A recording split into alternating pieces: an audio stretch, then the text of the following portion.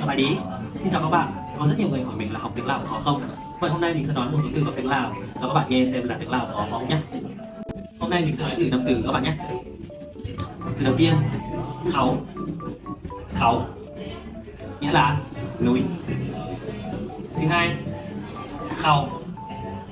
Khâu khâu có nghĩa là đầu gối. Và từ thứ ba, khâu. Khâu có nghĩa là cơm. Và từ tiếp theo, khâu. Khâu có nghĩa là rau ria đó các bạn. Và từ cuối cùng, khâu. Khâu có nghĩa là nguồn hoặc là nguồn gốc. Bây giờ mình sẽ đọc lại cả 5 từ cho các bạn nghe một lần nữa nhé. Khấu. Khâu. Khâu. Khấu. Khâu. Bây giờ chúng ta đọc với nhau các bạn nhé. Khấu. Khâu. Khâu. Khấu. Khâu. Đấy các bạn thấy chưa?